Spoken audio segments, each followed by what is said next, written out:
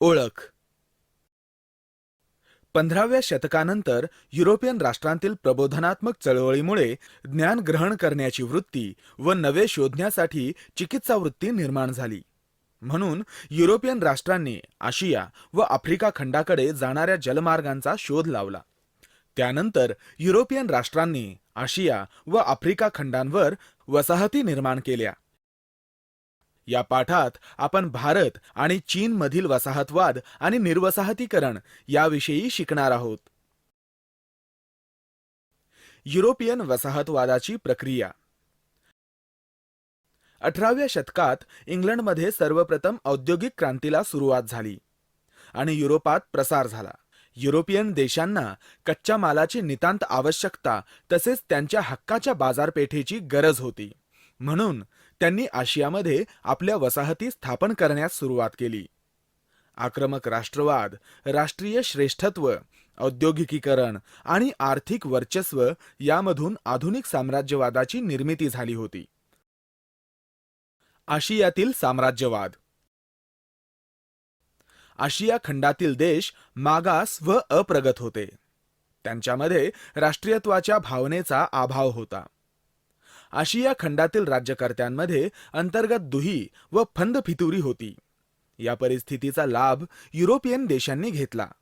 युरोपियनांच्या साम्राज्यवादाचे संकट एवढे आक्रमक व प्रभावी होते की आशिया खंडातील थायलंड व जपान ही दोनच राष्ट्रे फक्त त्यापासून अलिप्त होती. इंग्लंडने जगाच्या 2/3 भागात आपल्या वसाहती स्थापन केल्या होत्या.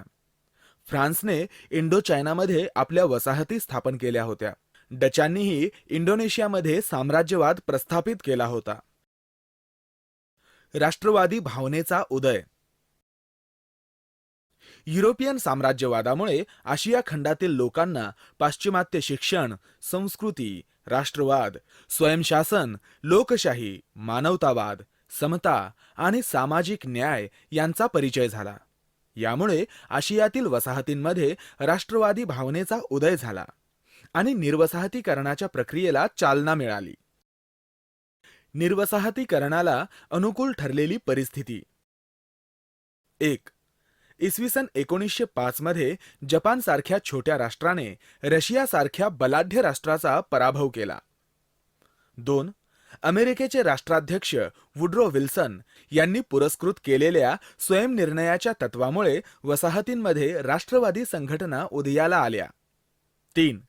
आशियातील लोकांना वाटू लागले की परकीय सत्तांच्या वर्चस्वातून लोकांना मुक्त करणे हे त्यांचे उदात्त कर्तव्य आहे.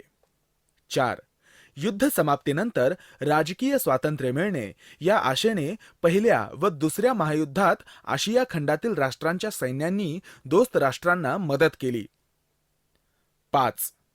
वसाहतवादी राष्ट्रांची महायुद्धात प्रचंड आर्थिक हानी होऊन ते दुबळे बनले. 6. दुसऱ्या जागतिक महायुद्धानंतर अमेरिका व रशिया अतिशय प्रबळ राष्ट्रे बनली. ती वसाहतवादाच्या बाजूने नव्हती. निर्वसाहतीकरण. दुसऱ्या महायुद्धानंतर युद्ध सदृश्य परिस्थितींवर नियंत्रण ठेवण्यासाठी संयुक्त राष्ट्र संघटना स्थापन झाली.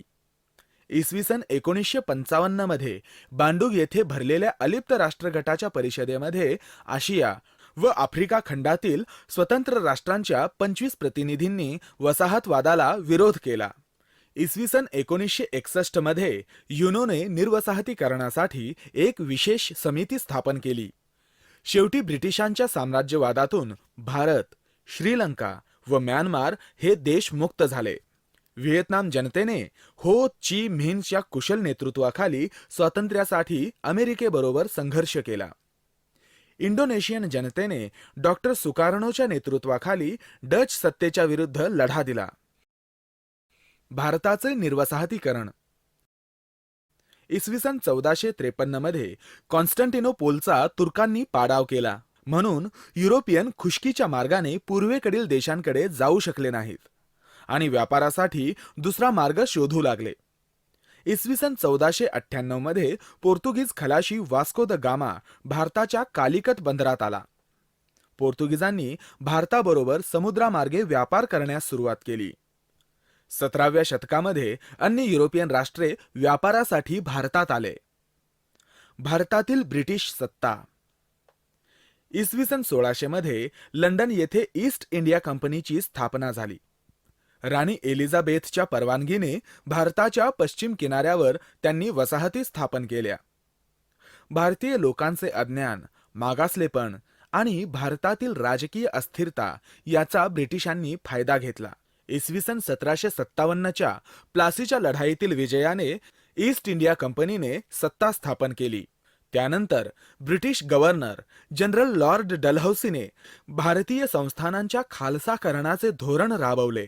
संस्थानांच्या खालसाकरणाच्या धोरणाला विरोध करण्यासाठी इसवी सन 1857चा ऐतिहासिक उठाव घडवून आणला गेला. परंतु ब्रिटिशांनी तो उठाव दडपून टाकला. इंग्लंडच्या राणीने इसवी सन 1858 मध्ये जाहीरनामा प्रसिद्ध करून भारतातील ईस्ट इंडिया कंपनीची सत्ता बरखास्त केली व सत्तेची सूत्रे इंग्लंडच्या पार्लमेंटकडे सोपवली. राष्ट्रवादाचा उदय. ब्रिटिशांनी पाश्चात्य शिक्षण देण्यास सुरुवात केली. त्यांनी सर्व कायद्यापुढे समान आहेत हे शिकवले. रेल्वे, रस्ते व टपाल यासारख्या दळणवळणाच्या क्षेत्रात क्रांती घडवून आणली. छापखाने काढून विविध विषयांवरील ग्रंथ निर्मितीस प्रारंभ केला. वर्तमानपत्रे व नियतकालिकांद्वारे भारतीयांना स्वातंत्र्य, समता, मानवता, बुद्धिनिष्ठपणा, विज्ञाननिष्ठा, लोकशाही, राष्ट्रवाद इत्यादी मूल्यांची जाणीव झाली. ब्रिटिशांविरुद्ध भारतीयांनी उठाव करण्यास सुरुवात केली आणि राष्ट्रवादाचा उदय झाला. राष्ट्रीय सभेची स्थापना. सेवानिवृत्त इंग्रज अधिकारी ॲलन ह्यूम यांनी भारतीय राजकीय संघटनेचे प्रतिनिधित्व करण्यासाठी राष्ट्रीय सभेची स्थापना केली. ॲलन ह्यूम यांना सर विल्यम वेडरबर्न व सर हेनरी कॉटन या 2 सेवानिवृत्त इंग्रज अधिकाऱ्यांचेही सहकार्य मिळाले होते. राष्ट्रीय सभेचे पहिले अधिवेशन मुंबई येथे गोकुळदास तेजपाल संस्कृत पाठशाळेच्या मैदानावर 28 डिसेंबर 1885 रोजी भरले होते. राष्ट्रीय सभेच्या या पहिल्या अधिवेशनाच्या अध्यक्षस्थानी थोर कायदेपंडित व विचारवंत व्योमेशचंद्र बॅनर्जी होते. मवाळांचा किंवा नेमस्तांचा कालखंड 1885 ते 1905. ब्रिटिश सत्तेला विरोध न करता सामोपचाराच्या मार्गाने आपल्या मागण्या मान्य करून घेता येतील असा मवाळ नेत्यांचा विश्वास होता. मवाळ विचारसरणीच्या नेत्यांमध्ये प्रामुख्याने व्योमेशचंद्र बॅनर्जी, सुरेंद्रनाथ बॅनर्जी, फिरोजशाह मेहता, न्यायमूर्ती रानडे, नामदार गोखले, दादाभाई नौरोजी इत्यादींचा समावेश होता. जहालांचा कालखंड 1905 ते 1920. जहालांनी आपल्या मागण्या सनदशीर मार्गाऐवजी आक्रमकपणे मांडल्या आणि ब्रिटिश सरकारच्या अन्यायी धोरणाचा प्रतिकार केला. महाराष्ट्रातील लोकमान्य टिळक यांना भारतीय असंतोषाचे जनक म्हणून ओळखले जात होते. बंगालमध्ये बिपिन चंद्र पाल तर पंजाबमध्ये लाला लजपत राय हे प्रमुख जहालमतवादी होते. ते लाल, बाल आणि पाल म्हणून ओळखले जात होते. लॉर्ड कर्झन याने इसवी सन 1905 मध्ये पश्चिम बंगालची फाळणी केली. पूर्व बंगालमध्ये मुस्लिम बहुसंख्य होते आणि पश्चिम बंगालमध्ये हिंदू बहुसंख्य होते. बंगालच्या फाळणीला विरोध करण्यासाठी सुरेंद्रनाथ बॅनर्जी यांच्या नेतृत्वाखाली वंगभंग आंदोलन उदयाला आले. 16 ऑक्टोबर 1905 हा फाळणी अंमलात आणल्याचा दिवस राष्ट्रीय शोक दिन म्हणून पाळण्यात आला. ऐक्याचे प्रतीक म्हणून रवींद्रनाथ टागोरांच्या कल्पनेतील राखी बंधनाचा कार्यक्रम घेण्यात आला. भारतीयांनी परदेशी मालावर बहिष्कार घातला. विद्यार्थ्यांनी भारतीय शाळा आणि महाविद्यालयामध्ये प्रवेश घेतला. बंकिमचंद्र चट्टोपाध्याय यांनी लिहिलेले वंदे मातरम हे गीत तरुण गाऊ लागले. आंदोलनाची ताकद कमी करण्यासाठी ब्रिटिश सरकारने प्रमुख भारतीय नेत्यांना तुरुंगात टाकले. 12 डिसेंबर 1911 रोजी ब्रिटिश सम्राट पंचम जॉर्ज याने बंगालची फाळणी रद्द केली. होमरूल चळवळ. भारतीय राज्यकारभार स्थापन करण्याचा होमरूल चळवळीचा हेतू होता. डॉक्टर ॲनी बेझंट यांनी त्याची सुरुवात केली. लोकमान्य टिळकांनी सर्व भारतात त्याचा प्रसार केला. क्रांतिकारी चळवळ. मातृभूमीच्या स्वातंत्र्यासाठी ब्रिटिश अधिकाऱ्यांची हिंसा करणे हे क्रांतिकारी चळवळीचे तत्व होते. गुप्त संघटना उभारल्या आणि परदेशातून शस्त्र आयात केली आणि ते वापरण्यासाठी भारतीयांना प्रशिक्षण देण्यात आले. या क्रांतिकारकांमध्ये वासुदेव बळवंत फडके, चाफेकर बंधू, कान्हेरे, सेनापती बापट, स्वातंत्र्यवीर वी. दा. सावरकर, भगतसिंग, सुखदेव, राजगुरू, चंद्रशेखर आझाद, खुदीराम बोस, मदनलाल धिंगरा, रामप्रसाद बिस्मिल हे काही पुरुष क्रांतिकारक होते. कल्पना दत्त, प्रीतिलत्ता बडेदार, शांती घोष, सुनीती चौधरी, मादाम भामा किंवा मादाम कामा आदी महिला क्रांतिकारक होत्या. गांधी युग 1920 ते 1947. महात्मा गांधीजींनी सत्य, अहिंसा आणि सत्याग्रह या सूत्राच्या आधारे भारतीय स्वातंत्र्य लढ्याला नवी दिशा दिली. असहकार चळवळ, सविनय कायदेभंग आणि चलेजाव चळवळीच्या माध्यमातून भारतीयांनी ब्रिटिश धोरणाला विरोध केला. ब्रिटिश सरकारने राजद्रोह्यांना आळा घालण्यासाठी भारत सुरक्षा कायदा पास केला. राजद्रोही कारवाया रोखण्यासाठी रौलट ॲक्ट समिती नियुक्त केली होती. रौलट ॲक्टनुसार कोणत्याही संशयित व्यक्तीला विना चौकशी अटक करण्याचा आणि कितीही दिवस तुरुंगात ठेवण्याचा अधिकार होता. भारतीय लोक या अन्यायकारक कायद्याला काळा कायदा असे म्हणत. महात्मा गांधींनी पंजाबमध्ये रौलट ॲक्टच्या विरोधात निषेध केला आणि सत्याग्रह करण्याचे आव्हान केले. ब्रिटिश सरकारने दडपशाहीचे सत्र सुरू करून डॉक्टर सत्यपाल आणि डॉक्टर सैफुद्दीन किचलू या नेत्यांना हद्दपार केले. महात्मा गांधींना पंजाब प्रांतात प्रवेश बंदी केली. 13 एप्रिल 1919 रोजी इंग्रज अधिकारी जनरल डायरने अमृतसर येथील जालियनवाला बागेत आयोजित सभेत शेकडो भारतीयांना मारले. या हत्याकांडाचा निषेध करण्यासाठी रवींद्रनाथ टागोरांनी ब्रिटिश शासनाने दिलेली सर ही पदवी परत केली. महात्मा गांधींनी अशा प्रकारच्या सरकारशी कोणीही सहकार्य करू नये असे सांगितले. याच दरम्यान मुस्लिम धर्मीयांच्या खिलाफत चळवळीला सुरुवात झाली. महात्मा गांधींनी या चळवळीला पाठिंबा जाहीर केला आणि अनेक असहकार चळवळीस मुस्लिमांचे सहकार्य मिळवले. असहकार चळवळीची पार्श्वभूमी. ब्रिटिश सरकारने राजद्रोह्यांना आळा घालण्यासाठी भारत सुरक्षा कायदा पास केला. राजद्रोही कारवाया रोखण्यासाठी रौलट ॲक्ट समिती नियुक्त केली होती. रौलट ॲक्टनुसार कोणत्याही संशयित व्यक्तीला विना चौकशी अटक करण्याचा आणि कितीही दिवस तुरुंगात ठेवण्याचा अधिकार होता. भारतीय लोक या अन्यायकारक कायद्याला काळा कायदा असे म्हणत. महात्मा गांधींनी पंजाबमध्ये रौलट ॲक्टच्या विरोधात निषेध केला आणि सत्याग्रह करण्याचे आव्हान केले.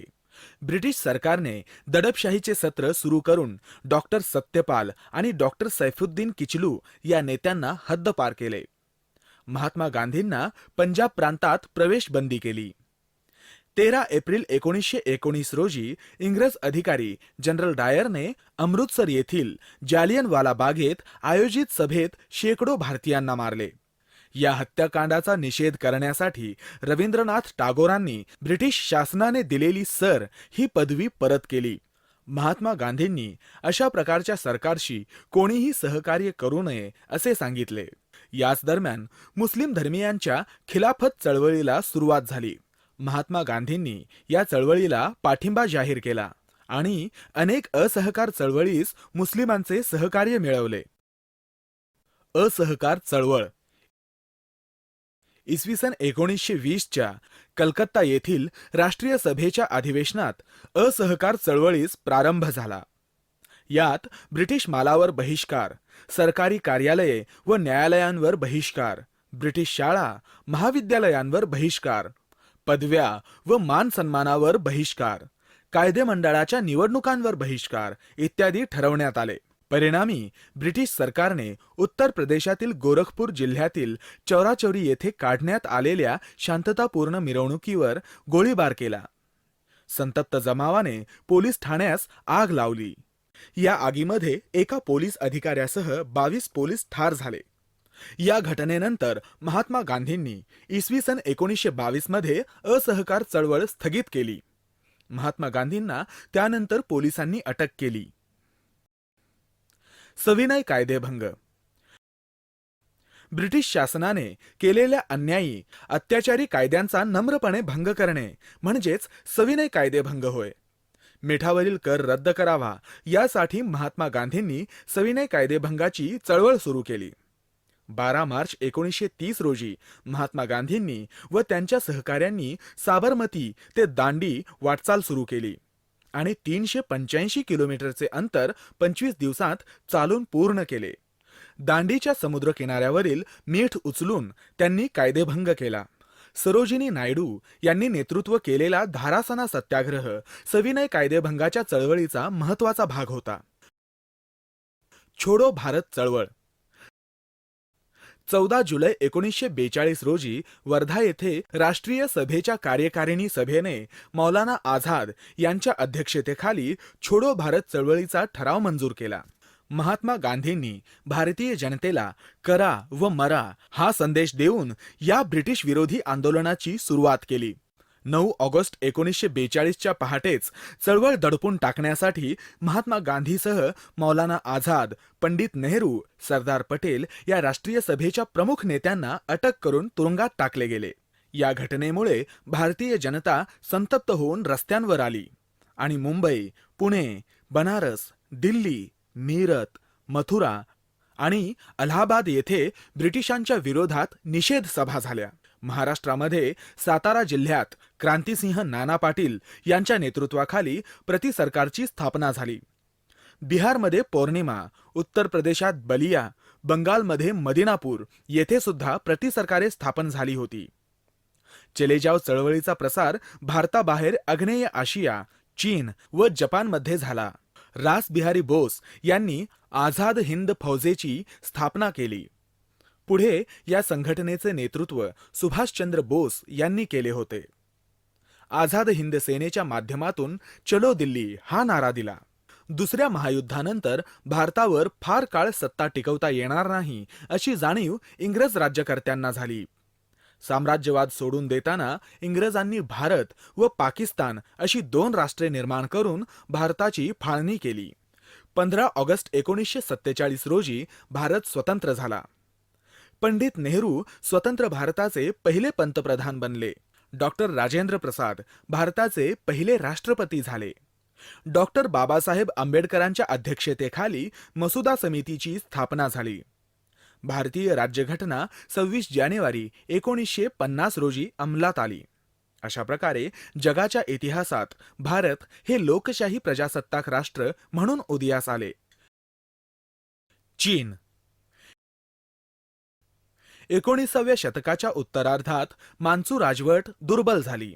या संधीचा फायदा घेऊन 19व्या शतकाच्या उत्तरार्धात इंग्लंड, फ्रान्स, रशिया आणि जपान या देशांनी चीनमध्ये प्रवेश केला.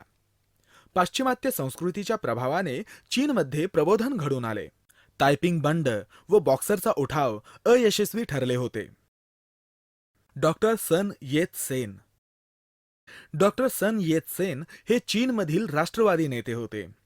त्यांनी तुंग मेंग हुई ही प्रमुख संघटना स्थापन केली. 10 नोव्हेंबर 1911 मध्ये हॅमको येथील बॉम्बस्फोटाने चीनमध्ये क्रांतीची सुरुवात झाली आणि कोमितुंग पक्षाने चीनच्या अनेक भागांमध्ये आपली सत्ता प्रस्थापित केली. डॉक्टर सन येत सेन यांनी प्रजासत्ताकाची घोषणा केली व ते स्वतः अध्यक्ष झाले. या क्रांतीने चीनमधील मान्चू राजवट नष्ट झाली. डॉक्टर सन येत सेन यांनी अध्यक्षपदाचा राजीनामा दिला व युआन शी काई अध्यक्ष बनले. कोमिंगटाग पक्षाने आपली ताकद वाढवली. कॅन्टन शहरावर ताबा मिळवला.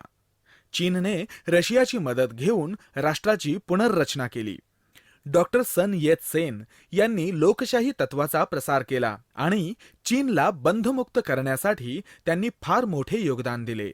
म्हणून त्यांना चीनचा राष्ट्रपिता म्हणून ओळखले जाते. माओ त्से तुंग. माओ त्से तुंग यांचे उच्च शिक्षण चालू असताना त्यांच्या कांग यू व्ही, लियांग ची चाओ, यांग चांग, चेन तू त्सू या विचारवंतांशी संबंध आला. त्यांनी कम्युनिस्ट पक्षाची स्थापना केली. त्यांनी शेतकऱ्यांना संघटित केले आणि त्यांचे शोषण थांबवले. माओ त्से तुंग यांनी सोव्हिएत रशिया आणि अमेरिकेच्या मदतीने चीनच्या वर्चस्वाविरुद्ध लाल क्रांती केली. 1 ऑक्टोबर 1949 मध्ये चीनी प्रजासत्ताक जाहीर केले. माओने चीनचा सर्व क्षेत्रांमध्ये विकास घडवून आणला आणि आज चीन जगातील तिसरी महाशक्ती म्हणून उदयास आली.